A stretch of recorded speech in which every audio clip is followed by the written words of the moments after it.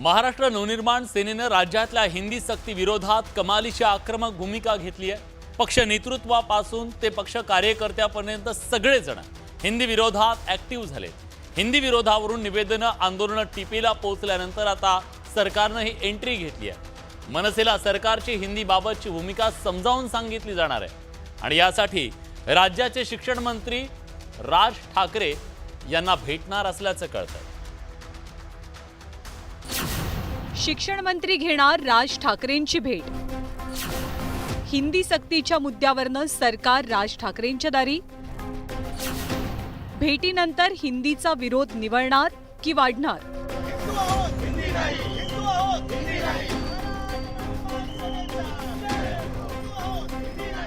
राज्यातल्या त्रिभाषा सूत्रातील हिंदी सक्तीला मनसेचा विरोध दिवसागणिक वाढताय।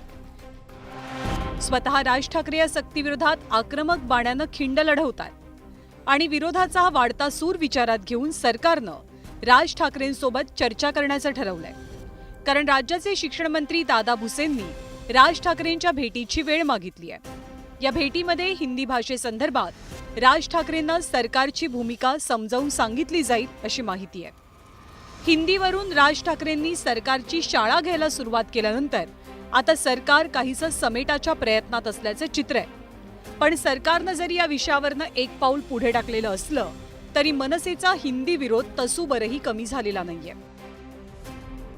आणि हिंदी भाषा न आल्या कुठली असं म्हणता येणार आहे की बाबा हिंदी भाषा शिकली तर काय तुम्हाला नोबेल पुरस्कार मिळणार आहे का? तुम्ही आणि आम्ही आपण 5वी पासून शिकलो ना हिंदी भाषा। तुम्ही करताय ना हिंदी चॅनलमध्ये पण कामं, कुठली असं म्हणताय? हे बघा, जर एखाद्याला एखादी भाषा शिकावीशी वाटली त्याच्यात गैर नाही, पण तुम्ही जे कंपल्शन करता की तिसरी भाषा पहिलीपासून शिकवा, ह्या गोष्टीला आमचाच नाही तर महाराष्ट्रातल्या साहित्यिकांचा, महाराष्ट्रातल्या कलाकारांचा, महाराष्ट्रातल्या जे शिक्षण तज्ज्ञ आहेत त्यांचा, सगळ्यांचा विरोध सरकारने लक्षात घेतला पाहिजे। हिंदीबद्दलचा वाढता विरोध लक्षात घेता सोमवारी रात्रीच हिंदी सक्तीविषयी मुख्यमंत्र्यांच्या निवासस्थानी एक महत्त्वाची बैठक पार पडली। हिंदीचा विषय सध्या शैक्षणिक पातळीवरचा असला तरी त्याचं राजकीय महत्त्व सुद्धा मोठं आहे। कारण येत्या काही महिन्यात राज्यात पालिकेच्या निवडणुका पार पडणार आहेत। या निवडणुकांमध्ये मराठी अस्मिता हा अर्थातच कळीचा मुद्दा असेल।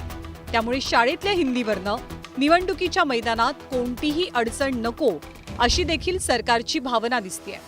त्याचमुळे वातावरण निवळण्यासाठी सरकार प्रयत्नशील आहे।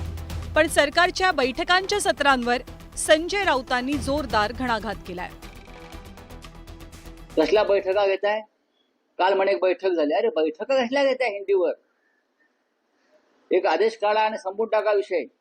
बैठका घेत सुटले, वातावरण बिघडवत आहेत, बैठका घेतात। ही आज एक बैठक, मग या नेत्याला भेटणार त्याच्याबरोबर बैठक हिंदीवर, मग त्या 4 नेत्यांना बोलणार त्याच्याबरोबर बैठक। तुम्हाला काय दाखवायचं आहे? महाराष्ट्रात मराठी भाषेची तुम्ही जास्त अवहेलना करताय अशा बैठका घेऊन।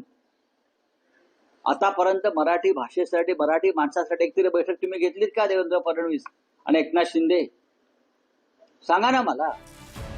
राज्यासाठी मराठी आणि हिंदी हा वाद नवा नाही, पण आता आगामी काळातल्या निवडणुकांचा विचार करता सगळेच राजकीय पक्ष हिंदी सक्तीबद्दल ऍक्टिव्ह झालेत। स्वतः शरद पवारांनी सुद्धा हिंदी सक्तीविरोधात सूर अडवलाय। हिंदी भाषा जरी शिकणं महत्त्वाचं असलं तरी हिंदी भाषेची सक्ती नको, लहान मुलांवर तिसऱ्या भाषेचं ओझं नको अशी भूमिका शरद पवारांनी मांडली। मनसेनं अगदी पहिल्या दिवसापासूनच हिंदी विरोध आक्रमकपणे मांडलाय। पुण्यातही हिंदी भाषेच्या सक्तीविरोधात मनसैनिक आक्रमक झाले। हिंदी सक्तीचा आदेश जोवर रद्द होत नाही तोपर्यंत शिक्षण मंत्री दादा भुसेंना पुण्यात फिरू देणार नाही असाही इशारा मनसेनं दिलाय। मागच्या 5 ते 6 दिवसांमध्ये आम्ही पुणे शहरातल्या प्रत्येक शाळांमध्ये माननीय राजसाहेब ठाकरे यांनी दिलेलं पत्र पोहोचवण्याचं काम केलेलं आहे। जर दादा भुसेंनी हा आदेश लवकरात लवकर पाठीमागे घेतला नाही तर मला वाटतं की जोपर्यंत आदेश होत नाही तोपर्यंत दादा भुसेंना मी पुण्यात येऊ देणार नाही। हिंदीचा वाद चिघळताना पाहून आता सरकार राज ठाकरेंसोबत चर्चा करणार आहे। या चर्चेनंतर कोण कुणाला कन्व्हिन्स करण्यात यश मिळवतं हे पाहणं महत्त्वाचं असेल। शिक्षण मंत्री आणि राज ठाकरेंच्या भेटीनंतर हिंदी सक्ती राज्यात पास होते की नापास हे सुद्धा ठरणार आहे. त्यामुळे या दोघांच्या भेटीला विशेष महत्त्व आहे. Bureau report, news 18 Lokmat.